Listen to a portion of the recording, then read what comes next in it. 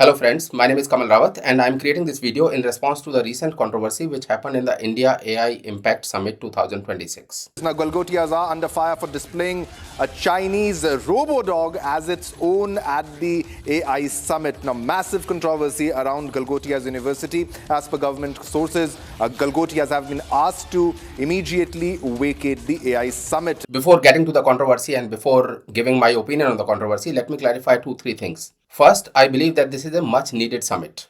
In fact, we are late at least by a decade to have such a summit. ये summit आज से 10 साल पहले होनी चाहिए थी, AI summit. In fact, Indian IT industry has missed almost all the opportunities in past 30 years. IT sector में बहुत सारी opportunities थी. Whether it was the .com revolution or it was the mobile app revolution or it was the internet revolution or it was the computer revolution in general.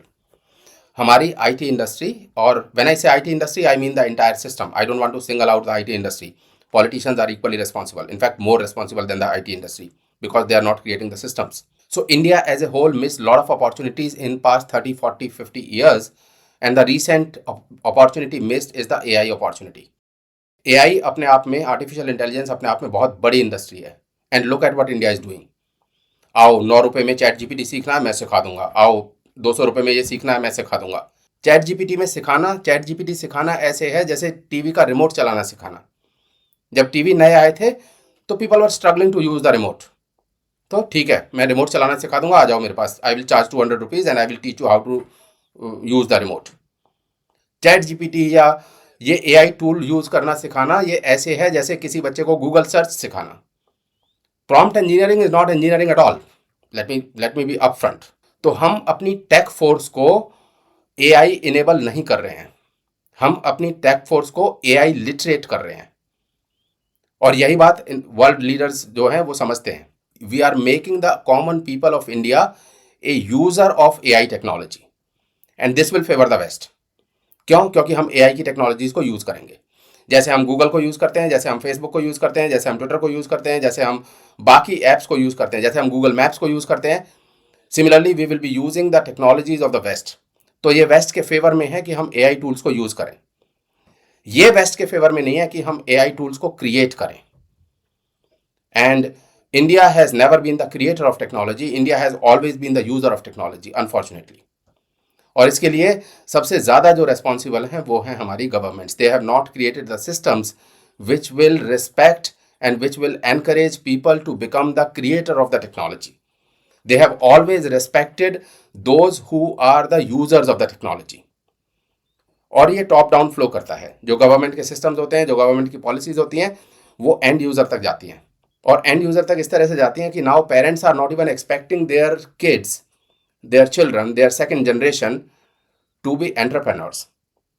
Parents की expectation केवल इतनी है कि वो आए, आके वो इंजीनियरिंग पढ़ें, इंजीनियरिंग पढ़ के अच्छी सी जॉब लग जाए, जॉब लगने के बाद शादी हो जाए. अगर पेरेंट्स की ये एक्सपेक्टेशन है तो यूनिवर्सिटी क्या करेगी? यूनिवर्सिटी इसी एक्सपेक्टेशन को केटर करेगी. This is a customer driven market. जैसी हमारी एक्सपेक्टेशंस होंगी उसी एक्सपेक्टेशन के लिए बाजार बन जाएगा. So this was the first thing which I wanted to clarify. Second thing that I wanted to clarify is that I am not associated with Galgotia University at all. मैं किसी भी तरह से गलगोटिया यूनिवर्सिटी के साथ एसोसिएटेड नहीं हूँ. ना मैं वहाँ पे फैकल्टी हूँ, ना मैं वहाँ पे टीचर हूँ, ना मैं उनकी किसी भी तरह से मार्केटिंग के साथ एसोसिएटेड हूँ. Not at all.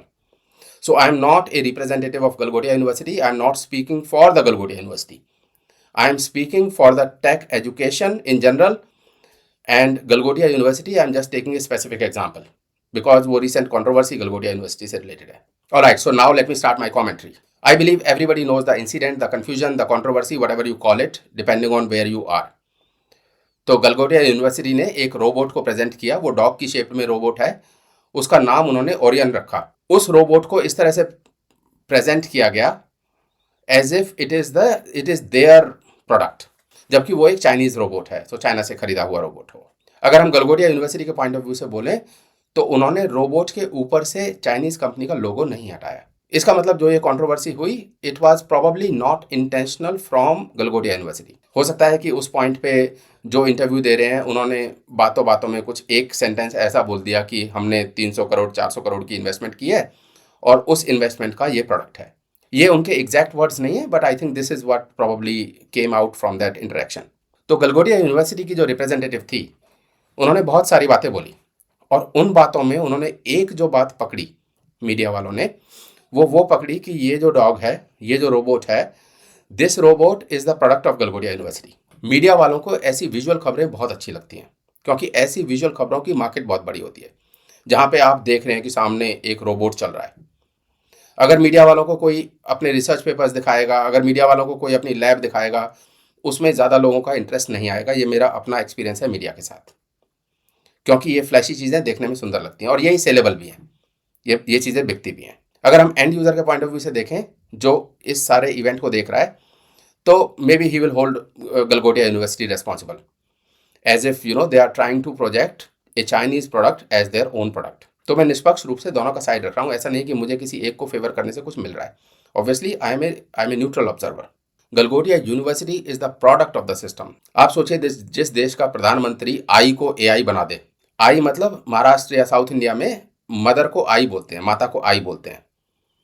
तो जिस देश का प्रधानमंत्री इतने बड़े प्लेटफॉर्म पर जाकर ये कहता हो कि हमारे यहाँ तो बचपन में ही बच्चा आई और एआई बोलता है। हमारे देश में माँ को आई बोलते हैं, माता को बहुत से राज्यों में भाषा बोलते हैं आई। अब मैं कहता हूँ हमारे यहाँ बच्चा पैदा होता है तो आई भी बोलता है, एआई भी बोलता है। वो इतना एडवांस हो गया है। तो इसलिए हमारे यहाँ पे बच्चा जो है वो स्मार्ट है और बच्चा हमारे यहाँ पे एआई जानता है। तो जब टॉप लेवल पे इस तरह की बातें बोली जाएं, तो सोचिए उनके जब ये चीज़ें नीचे परकोलेट होंगी, तो उसमें भी इसी तरह का दिखावा होगा।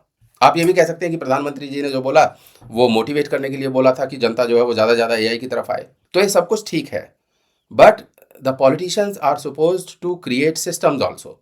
लेकिन उन्होंने जो एआई इनेबलिंग सिस्टम्स नहीं बनाए, उससे मेरी कंप्लेंट है। Let's come back to the Galgotia University. आज से 2-3 साल पहले मैंने गलगोटिया यूनिवर्सिटी को विजिट किया था, और उस टाइम पर ये एआई की लैब बन रही थी।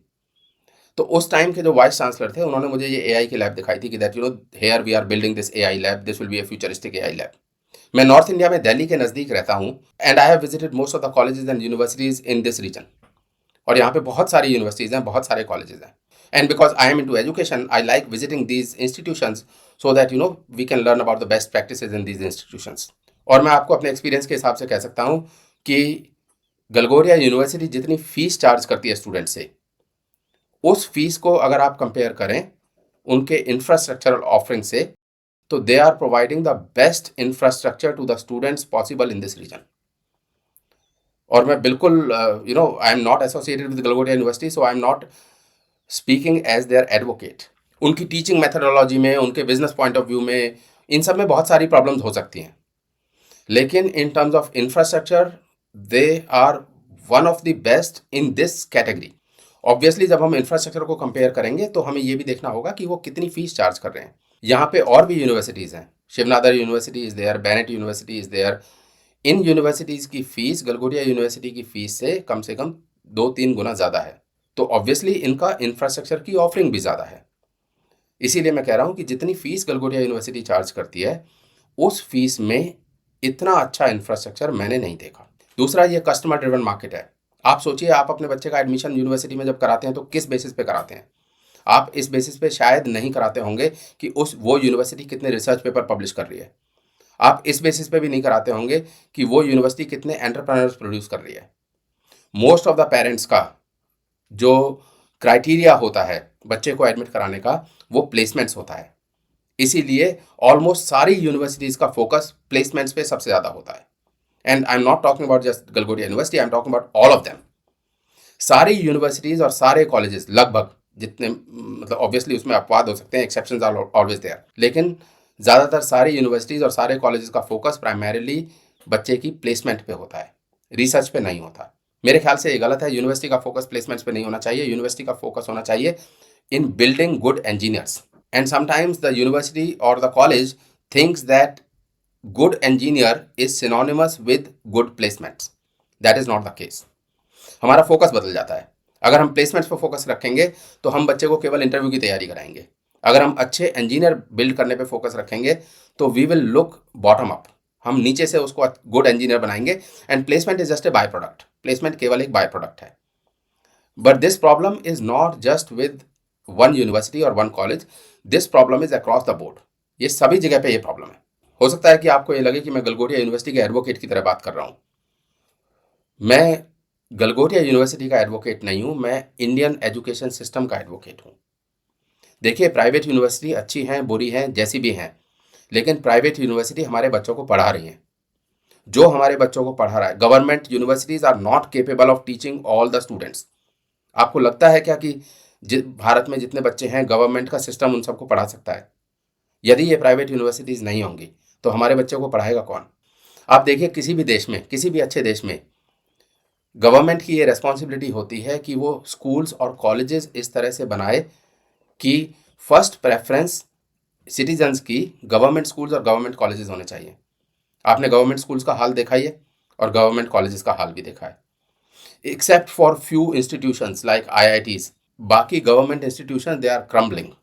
आप यह भी कह सकते हैं कि सरकारी स्कूलों का जो सिस्टम खत्म हो रहा है, उस सिस्टम को खत्म करने के पीछे प्राइवेट स्कूल्स का नेटवर्क है, क्योंकि बहुत सारे private schools are owned by the politicians. I agree for the schools, लेकिन इंजीनियरिंग इंस्टीट्यूशंस गवर्नमेंट के बहुत लिमिटेड हैं. ये पिछले जो 20, 25, 30 सालों में इंडियन IT सेक्टर में जॉब्स लोगों को मिली है, वो इन्हीं प्राइवेट इंस्टीट्यूशन से पढ़ के मिली है. Recently, I have heard the news that foreign universities are coming in India. Foreign universities अगर इंडिया में आती हैं तो एजुकेशन इंप्रूव नहीं होगी, एजुकेशन महंगी हो जाएगी, कॉस्टली हो जाएगी. आपको मालूम है शिवनादर यूनिवर्सिटी का जो BS का प्रोग्राम है, बैचलर ऑफ साइंसेज का प्रोग्राम है, उसमें 2 साल बच्चा यहाँ पे पढ़ता है और 2 साल बच्चा US में एक यूनिवर्सिटी में पढ़ता है. Similar programmes are there in multiple private universities. ये जो प्रोग्राम्स हैं, इसमें आप पहले 2 साल जब वो इंडिया में रहता है, उसकी फीस को अगर दूसरे 2 साल, बाकी के 2 साल के साथ कंपेयर करेंगे, इंजीनियरिंग 4 साल की डिग्री होती है, तो बच्चा पहले 2 साल इंडिया में पढ़ता है इंडियन कॉलेज में, और आखिरी के 2 साल वो US या ऑस्ट्रेलिया, डिपेंडिंग ऑन कि उस यूनिवर्सिटी का किसके साथ कोलैबोरेशन है, वहाँ पर जाकर पढ़ता है. आप दोनों की फीस को अगर कंपेयर करेंगे तो बाहर विदेश की जो फीस है वो इंडिया की फीस से लगभग 2 या 3 गुना होती है. अगर फॉरेन प्लेयर्स इंडिया में आते हैं तो this will be centralisation of Indian education system, और ये सेंट्रलाइजेशन ऑफ एजुकेशन सिस्टम लोगों को बहुत महंगा पड़ने वाला है. मैं US की यूनिवर्सिटीज़ के बच्चों को भी पढ़ाता हूँ, मैंने कुछ आईवी लीग्स के बच्चों को भी पढ़ाया हुआ है.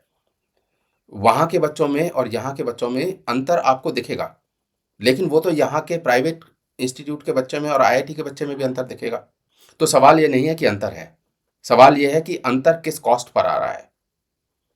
गरीब किसान का बच्चा पढ़ नहीं पाएगा अगर फॉरेन यूनिवर्सिटीज़ यहाँ पे पढ़ाने के लिए आती हैं. तो मैं आपको एक एनालॉजी बताता हूँ. आप जानते हैं गाँव में और छोटे शहरों में जो डॉक्टर्स होते हैं, जिनको हम झोला छाप डॉक्टर्स बोलते हैं, वो doctors best of the doctors नहीं होते, लेकिन उनकी वजह से उन गाँव के और उस छोटे शहर के लोगों को इलाज मिल रहा है. सोचिए, अगर उस गांव के लोगों को फोर्टिस या मेदांता या इस तरह के हॉस्पिटल्स में आना पड़े तो क्या वो आ पाएंगे? और सोचिए, अगर उनको एम्स में आना पड़े तो क्या एम्स इतना केपेबल है, क्या एम्स के अंदर इतनी कैपेसिटी है कि वो सारे के सारे लोगों का इलाज कर सके? आइडियल इन्वायरमेंट में लोगों को हेल्थ केयर प्रोवाइड करने की रेस्पॉन्सिबिलिटी गवर्नमेंट की होनी चाहिए थी. जब ये रेस्पॉन्सिबिलिटी प्राइवेट प्लेयर्स के पास आ ही गई है तो मैं चाहता हूं कि जितने ज़्यादा प्राइवेट प्लेयर्स हों और जितने लोकल प्राइवेट प्लेयर्स हों उतना ज़्यादा अच्छा है. गलगोटिया यूनिवर्सिटी जैसे इंस्टीट्यूशंस एक गरीब के बच्चे को एजुकेशन प्रोवाइड करते हैं. गलगोटिया यूनिवर्सिटी में आज भी 10,000 20,000 बच्चे पढ़ते हैं और एक रीजनेबल फीस पे प्रोवाइड करते हैं और ठीक ठाक अच्छे इंफ्रास्ट्रक्चर के साथ प्रोवाइड करते हैं. Again, I am not an advocate of Galgotia university, लेकिन मैं उसके चांसलर से 2-3 साल पहले मिला हुआ हूँ. उनका जो विजन है वो दिखता है. They genuinely want to improve the education system. और मैं आपको एक और बात बता दूं गलगोटिया यूनिवर्सिटी के बारे में. Galgotia university is one of the few universities जो दिल खोल के पैसा खर्च करती है बच्चे की एजुकेशन पे. हम फीस देते हैं, ऑब्वियसली वो हमारा ही पैसा होता है. सारी यूनिवर्सिटी के पास ऐसा नहीं कि वो अपनी जेब से पैसा लगा रहे हैं, ऑब्वियसली वो हमारा पैसा है, लेकिन उस पैसे को आगे खर्च करना बहुत सारे लोग वो नहीं करते हैं. गलगोटिया यूनिवर्सिटी इस मामले में काफ़ी अच्छी है कि गलगोटिया यूनिवर्सिटी आगे they try to get the best of the trainers.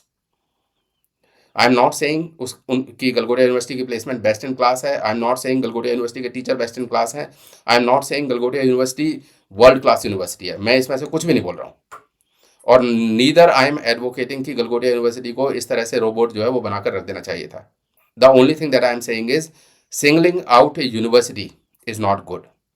And secondly, हमें अपने लोगों पे विश्वास करना पड़ेगा, इंडियन प्लेयर्स पे विश्वास करना पड़ेगा। बाहर के प्लेयर्स अगर आते हैं तो वो इंडिया के लिए बहुत नुकसानदायक होगा। This is the only thing that I want to say. Thank you.